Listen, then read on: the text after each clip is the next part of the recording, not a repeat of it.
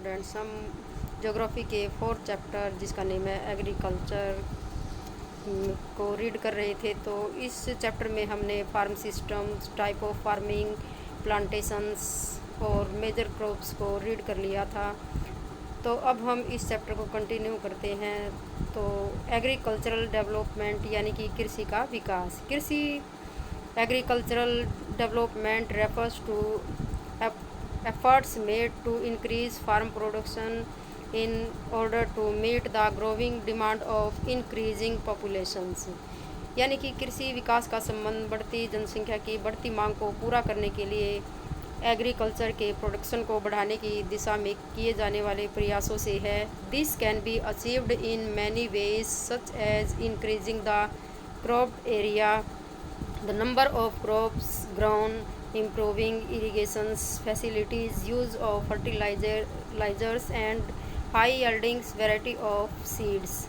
यह कई तरीकों से प्राप्त किया जा सकता है, जैसे बोए गए क्षेत्र में विस्तार करके, बोई जाने वाली फसलों की संख्या बढ़ाकर, सिंचाई सुविधाओं में सुधार करके, उर्वरकों और उच्च उपज देने वाले बीजों के प्रयोग के द्वारा। Mechanizations of agriculture is also another aspect of agricultural development। कृषि का मशीनीकरण भी कृषि के विकास का एक अन्य पहलू है। The ultimate aim of agricultural development is to increase food security। कृषि के विकास का चरम लक्ष्य खाद्य सुरक्षा को बढ़ाना है। Agriculture has developed at different places in different parts of the world. कृषि का विकास की विश्व के विभिन्न भागों में विभिन्न गतिविधियों से हुआ है। Developing countries with the large populations usually practice intensive agricultures where crops are grown on small holdings mostly for subsistence. अधिक जनसंख्या वाले विकासशील देश अधिकतर गहन कृषि करते हैं, जहां छोटी जोतों पर सामान्यतः जीविका उपार्जन के लिए फसल उगाई जाती है। Larger holding are more suitable for commercial agriculture as in USA, Canada and Australia. बड़ी जोतें वाणिज्यिक कृषि के लिए अधिक उपयुक्त होती हैं, जैसे संयुक्त राज्य अमेरिका, कनाडा और ऑस्ट्रेलिया में। With the help of two case studies of farm, one from India and the other from the USA, let us understand about agriculture in the developing and development country। हम दो फार्मों, एक भारत और दूसरे संयुक्त राज्य America के वस्तु स्थिति अध्ययनों की सहायता से विकासशील और विकसित देशों की कृषि के विषय में जाने। A farm in India, there is a small village Adilabad in Ghazipur district of Uttar Pradesh. Uttar Pradesh के गाजीपुर ज़िले में आदिलाबाद एक छोटा सा गांव है। Munna Lal is a small farmer in this village who has farmland of about 1.5 hectares. उसमें इस गांव का एक छोटा किसान है मुन्ना लाल, जिसके पास लगभग 1.5 हेक्टेयर का एक फार्म है। His house is in the main village. उसका आवास मुख्य गांव में है। He purchase high yielding varieties of seeds from the market every alternate year. वह अधिक उपज देने वाले बीजों को बाजार से वर्षों के एकांतर पर खरीदता है।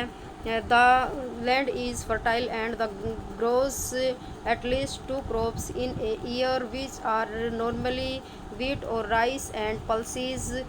उसकी भूमि उर्वर है और यानी कि उपजाऊ है, और वह वर्ष में कम से कम 2 फसलें, सामान्यतः गेहूं और चावल और दालें उगाता है। The farmer takes advice of his friends and elders as well as government agriculture officers regarding farming practice. किसान अपने मित्रों और बुजुर्गों के साथ साथ सरकारी कृषि अधिकारियों से कृषि कार्यों के संबंध में सलाह लेता है। He takes a tractor on rent for ploughing his field, though some of his friends still use traditional method of using bullocks for ploughing. वह अपने खेत की जुताई के लिए भाड़े पर ट्रैक्टर लेता है, यद्यपि उसके मित्र यानी कि उसके कुछ फ्रेंड अभी भी बैलों से खेतों को जोतने की परंपरागत विधि का प्रयोग करते हैं। There is a tubewells in nearby field which he takes on rent to irrigate his field. समीप के खेत में एक नलकूप है जिसे वह अपने खेत की सिंचाई के लिए भाड़े पर लाता है। Munna Lal also has two buffaloes and few hens. Munna Lal के पास 2 बुफेलोज यानी 2 भैंस और कुछ मुर्गियां हैं। He sells milk in the cooperative store located in the nearby town. वह निकट के शहर में स्थित सहकारी भंडार में दूध बेचता है। ही is a member of the cooperative society which also advises him on the type of fodder for animals, safety measures to protect the health of the livestock and artificial inseminations। वह